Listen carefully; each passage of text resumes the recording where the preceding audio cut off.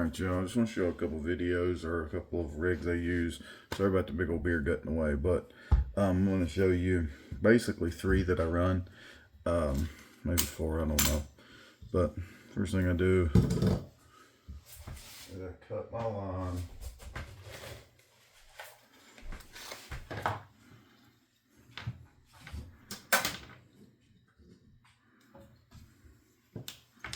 And when I cut my line, I leave it so basically I have, I think y'all can probably see that, it's about 2 foot. Then what I'll do is I'll take a bead, and it's all like a Carolina rig, which I've showed this one, or a fish finder rig, what you want to call it. You tie it, bring it around. I take it around twice, pull that tight, take a weight, put a weight on one end of it, like so. Put your hook on the other end. The reason you do that, so as you do it, that weight hits that bead and stops. Another rig you can do, which is actually even simpler than that, is called a knocker rig. I do run knocker rigs sometimes. At the end of it, I'll explain kind of whenever I use different rigs and what the rigs are for, and the reason that I put fluorocarbon or monofilament or whatever on it at the end, depending on what you're doing. There are reasons, I promise. Okay, just tie whatever knot you want to tie, as long as it holds. Can't tie a knot, tie a lot. Remember that, kids. Okay, pull that tight. You need to clip the end off of that, obviously. I'm not trying to make a 10-minute long video, so. Okay. Now typically these would all be 3-ounce weights that I would have, but I didn't want to bring home, you know, a pound worth of lead just to show you. So then you have the beloved knocker rig. I'm actually going to go ahead and finish that rig out as well, so I can point to it in a minute. And the reason they run a knocker rig, especially for dark water, like just real dungy, ugly brown water, I run a knocker rig. I don't run very many of them. If you fish with me, you know that 95% everything I run is going to be a Carolina rig, aka fish finder rig. It's essentially the same thing. It's just a different name. So I live and die by that rig right there. But knocker rigs do work. Another rig I run, and this is one that is actually have to use a little thing, so I'm gonna cry, but this is probably about the hardest one to set up. So you got to be a little creative. Imagine this is your main line coming off your fishing rod, right? These right here are called bobber stops. I don't know if they're saying that or not. I think it's showing it. So those are bobber stops. What you do is you take a bobber stop, you run it in your main line of your rod,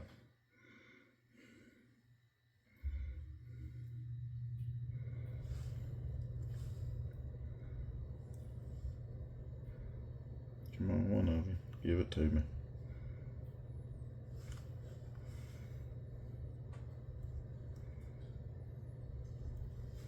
Okay. And so just use your imagination a little bit. Pretend this is your fishing rod here. What you're going to do, you're going to put that bobber stop on your fishing line, right? You're going to pull that bobber stop through. Okay? See how I pulled that through? And this, like I said, is once again still attached on your rod and reel.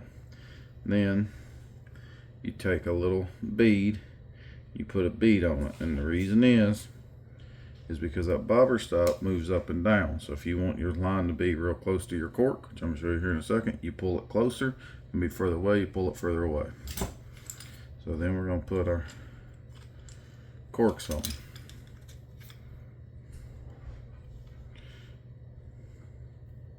If I'm running live bait, I don't typically run these high-end popping corks, not because they don't work great. They do, listen to them, and just by doing that, they pop a lot. I mean, phenomenal popping corks, but they're expensive.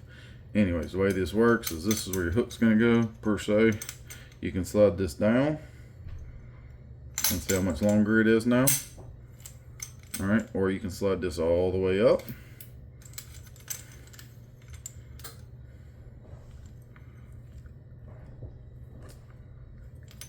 Okay, and it doesn't go as far. All right, fairly simple concept. I'm sure you get the gist. See, a lot of people that don't know how to rig them up, so it's confusing for them.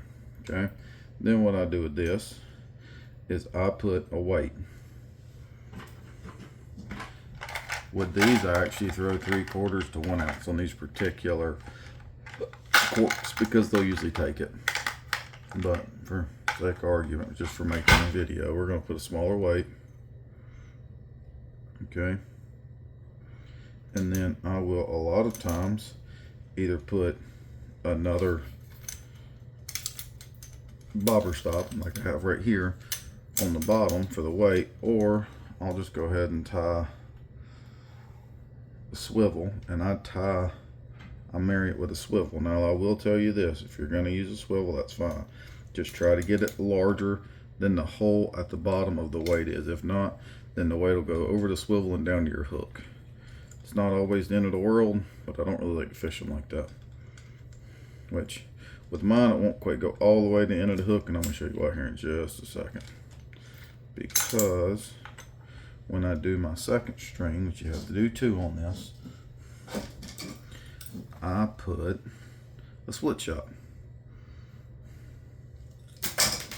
And I use this for sheep's head fishing a lot. And I also use this for red fishing. If you watch some of my red videos, this is how I set my corks up. If they're getting hit on top, this is what they're hitting on. And I feel like I've caught enough reds this year that I can at least pretend like I know what I'm talking about, because we do good with them this year. And I've done pretty well with the sheep's head until summer got here. Last year I fished them a lot more through summer, but this year they just kind of got gone. I know they're coming back. The guy that parks beside of him, he's fished for them all summer and done fairly well. D's just the man. Then, as optional, you can put another split shot down about halfway from your swivel to your hook. I'm not going to do it for this because I'm going to show y'all next my favorite rig for sheep's head, because I do have a favorite rig like everybody else.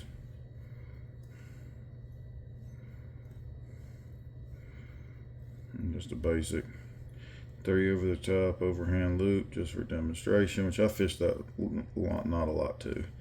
I've heard it's not as strong, it might not be, but I mean I'm picking up 50-inch red, so I think it's doing okay.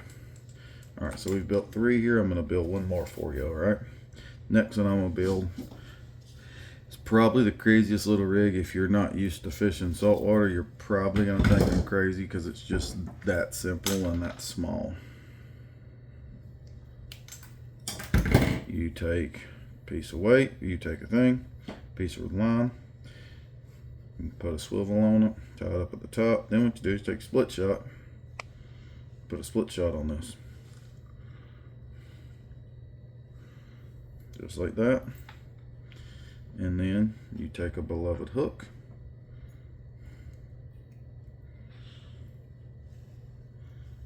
Let's do it together. I'm gonna use this hook, it's gonna be easier. You take a hook, you put a hook through it.